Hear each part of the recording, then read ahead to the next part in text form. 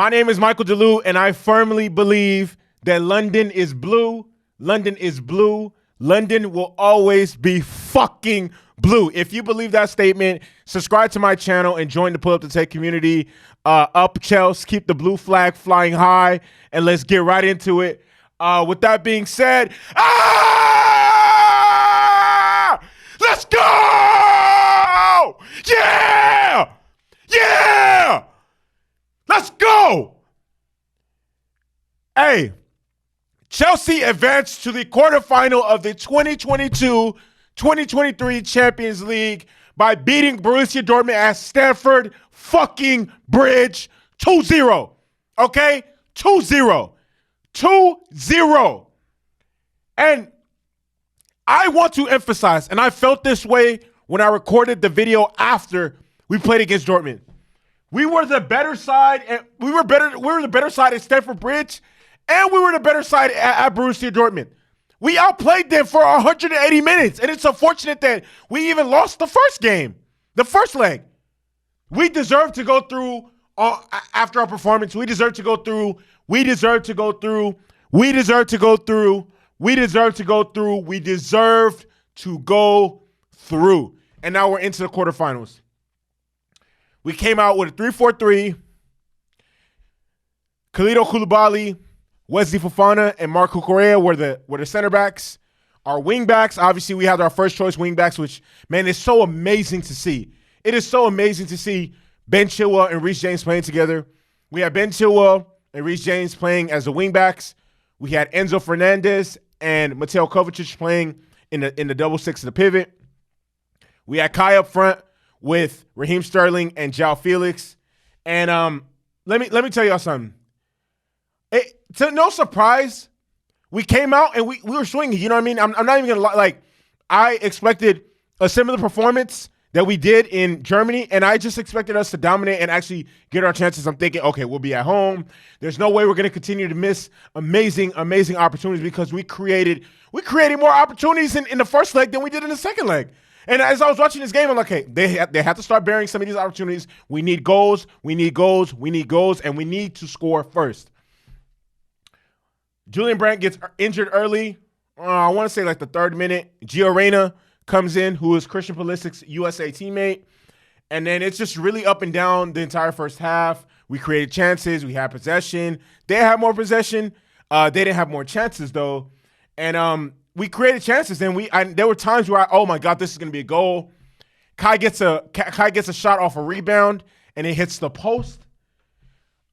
Khalidou Koulibaly is supposed to score a tap-in. Somehow he acts. That was one of the worst misses I've ever seen in my life. But it's so Chelsea though. It's so Chelsea. It's like the epitome of Chelsea over the course of the past, I don't know, 2-3 seasons. This just is Chelsea. And I'm watching the game, and my boy David is texting me like this. Oh my God.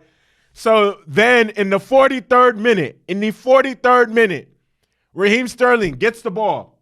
Prior to halftime, Raheem Sterling gets the ball. And he fucks off the first attempt. But somehow the ball gets bounced or whatever the case may be. And then he smashes it as hard as he smashes it hard as he can. And it goes through. What a perfect time to score right before halftime. We're up 1-0. We tied our aggregate 1-1. And just to see the passion and the dedication and the cohesion and the unity of the team coming together, like, man, I don't know about you Chelsea fans, but I love to see when we score and we look together as a team, as a family, and other players are happy for. I seen Ben Chilwell run to Reece James, run to him, Sterling, like, yeah. And seeing all the players celebrate together, I love that shit. And I don't care what anyone says. I've always maintained Raheem Sterling is a good signing. Raheem Sterling is a good signing. He didn't get on the first attempt, but he smashed it through on the second one, and he put us up 1-0, and we were tied on aggregate 1-1. And I love to see it. And then right after that was halftime.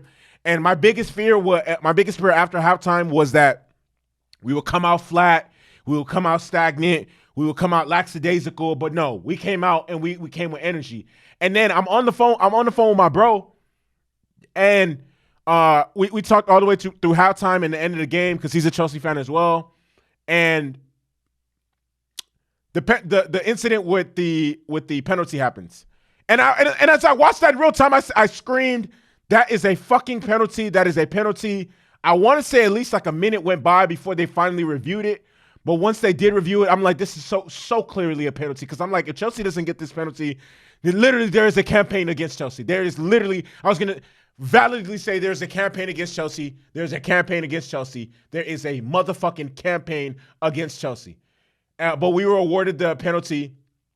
And in typical Chelsea fashion, my first time seeing Kai Havertz take, because Jorginho has left, went to Arsenal.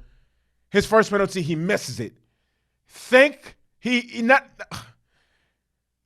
me not say he missed. He hit the post.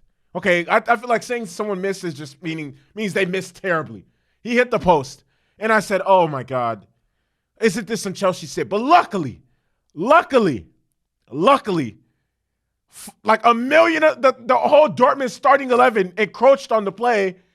And then that forced Kai Havertz to be able to get a re-kick, to retake the spot kick. And this time he does the exact same thing that he did the first attempt. I guess the keeper thought he was going to go the other way, but this time he scores, puts us up 2-1. And then even Kai, you see the passion, you see the determination, you see what this shit really meant to him.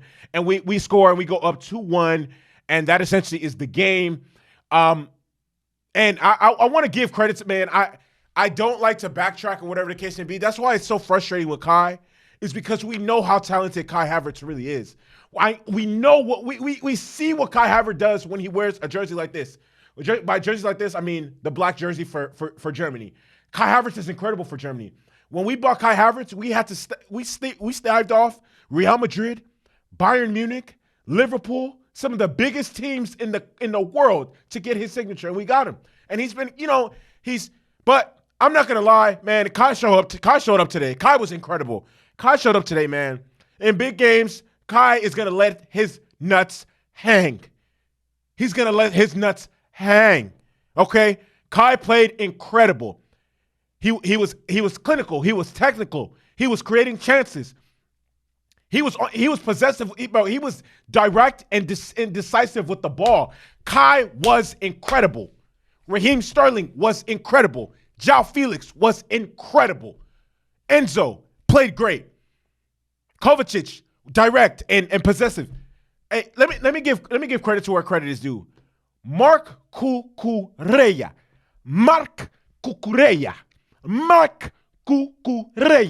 That is the best game I've seen him play in a Chelsea uniform ever. Like ever.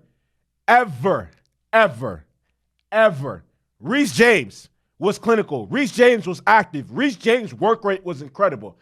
Ben Chilwell saved our ass on multiple occasions. Ben Chilwell.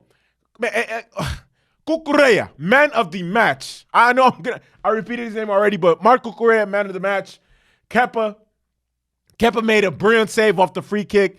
Kepa made timely saves. Kepa was that guy. Kepa played like the man. I love it. And then Graham Potter. His tactics in this game were a masterclass. Early in the game, he switched Raheem Sterling to play and played him up front. Had Kai Havertz playing behind. Changed the game. Allowed our wingbacks to get more involved offensively. We were more direct. When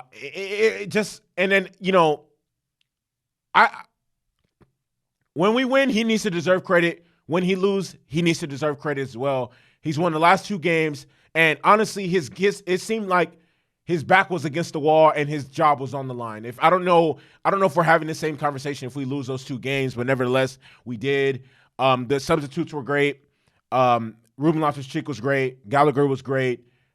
Christian Pulisic, they all did their job, and we're into the quarterfinal. I'm just so fucking very happy that we were able to pull this off because, it was getting really, really bleak for us, and I hope this is a resurgence, and hope we're able to build on this and continue to win games, continue to make our fan base proud, continue to keep that blue flag flying high. Because I'm a realistic person. I understand there's going to be growing pains, but I definitely feel like we still have good enough players, and we're still talented, and we still are talented enough and have enough talent to be able to pull out wins and results, especially against the lower sides. Like that's why I feel like when we lose to Southampton and lose to certain teams in the Premier League, it's unacceptable, in my opinion.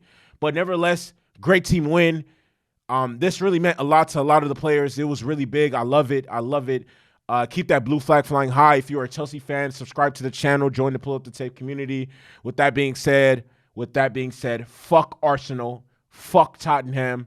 London is blue. London is blue. London will always be fucking blue. Okay, I'm out this bitch.